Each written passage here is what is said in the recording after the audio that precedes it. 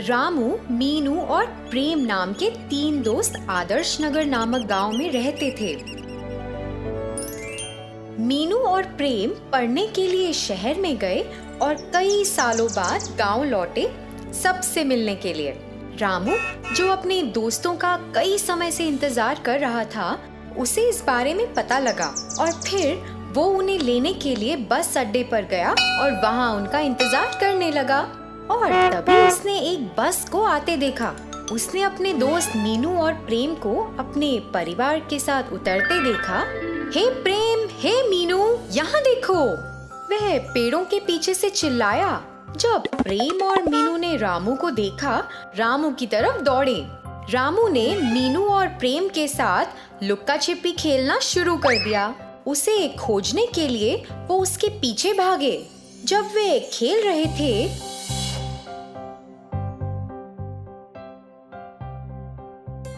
रामू एक सुरंग में भाग गया।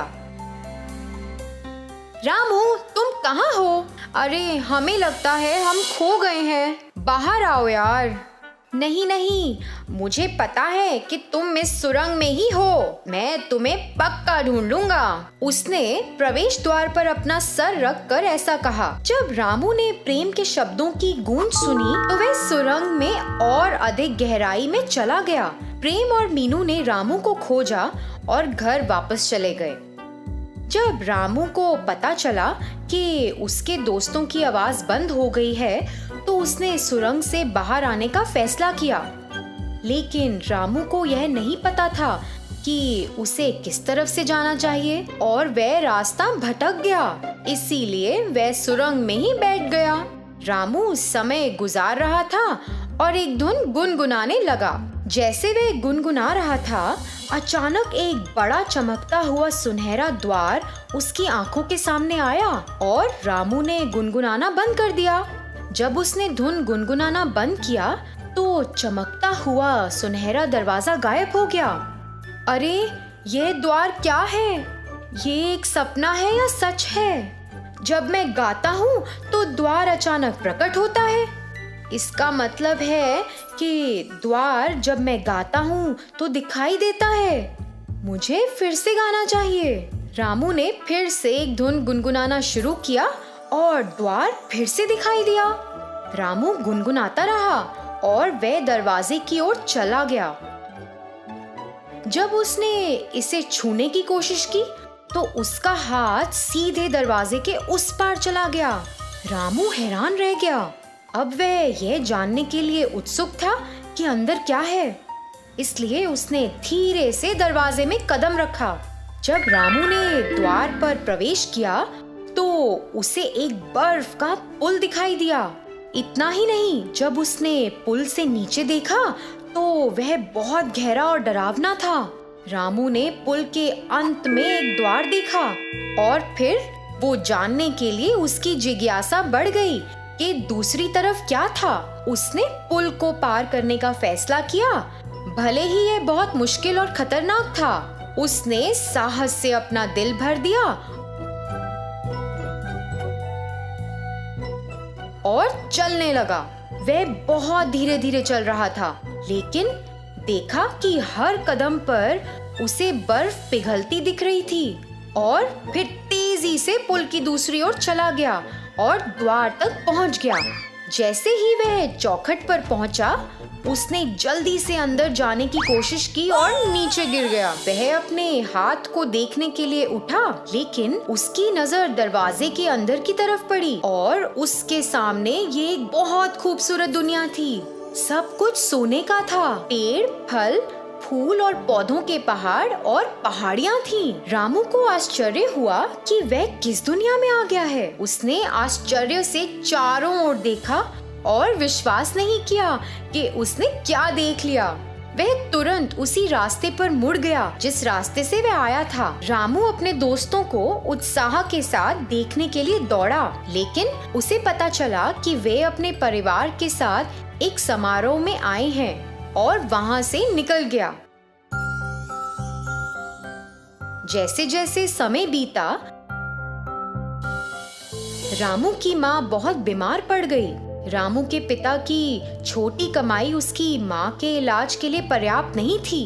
रामू को कुछ समझ नहीं आ रहा था कि वे क्या करे। अचानक उसे सुनहरे दरवाजे की याद आई और वह बहुत खुश हो गया। वह सुनहरी दुनिया में चला गया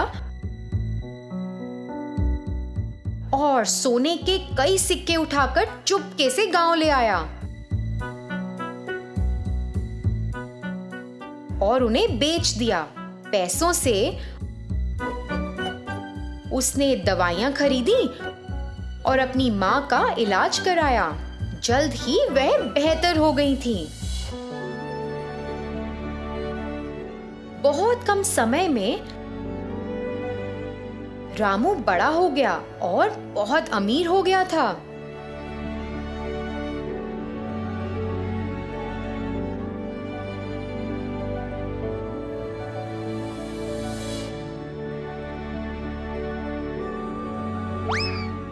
उसके पास एक बड़ा घर था, कई एकड़ जमीन थी और स्वस्थ माता पिता थे।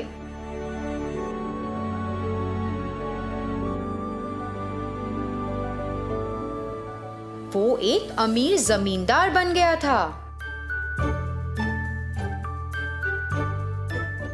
जब प्रेम और मीनू फिर से आदर्श नगर घूमने आए तो उन्होंने ग्रामीणों को रामू के बारे में बात करते हुए सुना। अरे, रामू हमारी उम्र में इतना अमीर क्यों है? ये कैसे हो गया?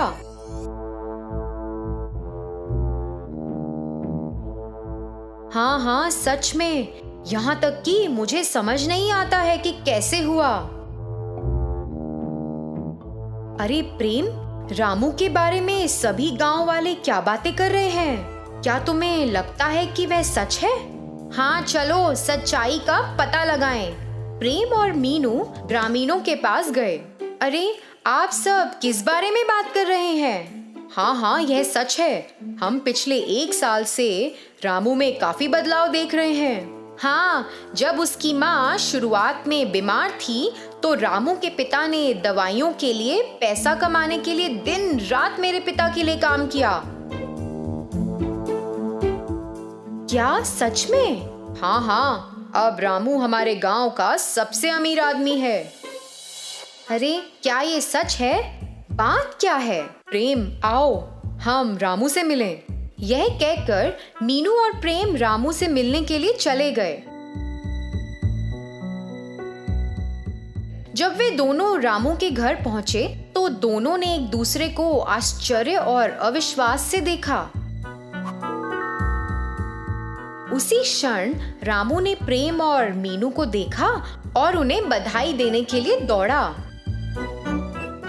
अरे प्रेम और मीनू, तुम दोनों कैसे हो? क्या दोस्त, क्या ये वाकई तुम हो? अरे, तुम तो बहुत बदल गए हो।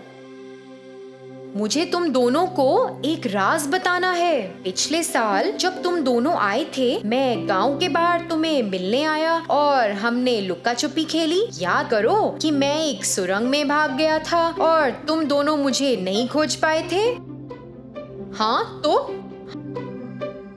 हाँ, तो सुरंग में एक जादुई द्वार था। क्या? एक जादू का द्वार? हाँ, एक जादुई द्वार। उस दिन मुझे अपना रास्ता वापस नहीं मिला क्योंकि वहाँ बहुत अंधेरा हो गया था। इसलिए मैं वहीं बैठ गया और मैंने थोड़ी देर के लिए एक धुन गुनगुनाई। मैं गुनगुना रहा था कि अचानक एक जादुई द्वार दिखाई दिया और सुनहरे रंगों से चमकने लगा। अरे, क्या बात कर रहे हो रामू? इस रहस्य के बारे में बताने के लिए पहले तुम दोनों के पास आया था मैं, लेकिन तुम किसी समारोह में थे और फिर वापस शहर चले गए। इसलिए मैंने राज को अपने पास ही रखा। ओह, सच में? क्या तुम उस दरवाजे के अंदर गए थे? हाँ, मैंने एक बर्फ का पुल देखा और एक बहुत ही गहरी खाई थी। पुल के अंत में जब मैंने इसे पार किया तो एक और द्वार था और जब मैं द्वार पर गया तो एक सुंदर जादुई दुनिया थी। उस दुनिया में सब कुछ सुनहरा था। अच्छा, सच में? आओ चलो फिर, हमें भी दिखाओ। नहीं प्रेम, वहां जाना कोई अच्छा फैसला नहीं है। यदि हम एक बार वहां जाते हैं तो तुम वहां जाना जारी रखना चाहोगे। हम गुलाम हो जाएंगे। अब मैं वही हो गया हूँ।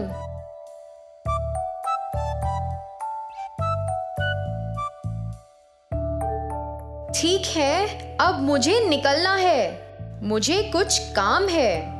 यह कहते हुए प्रेम सुरंग के पास चला गया। उसने डर के साथ धीरे धीरे सुरंग में प्रवेश किया, क्योंकि वहां बहुत अंधेरा था। क्योंकि वह कुछ भी नहीं देख सकता था, तो उसने चलना बंद कर दिया था। उसे पता नहीं था कि क्या करना है, तो उसने भी गाना शुरू कर दिया। प्रेम लंबे समय तक द्वार का पता नहीं लगा सका।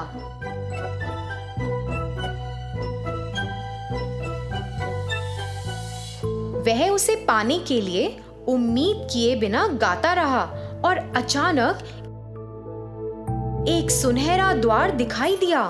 प्रेम सफल हुआ, इसलिए उसने द्वार में प्रवेश कर लिया। जैसा कि रामू ने कहा कि एक बर्फ का पुल था और वह स्वर्ण द्वार तक पहुंचने के लिए उत्सुकता से चलने लगा। लेकिन बर्फ उसके पैरों के नीचे पिघल गई जब वह पार हो गया और वो गिरने वाला था। और उसी समय रामू ने वहां पहुंचकर उसे गिरने से बचाया और उसे बाहर ले आया। अरे तुमने क्या किया? सोचो क्या हुआ होता अगर मैं नहीं आता। मैंने तुमसे कहा था कि तुम यहाँ मत आना।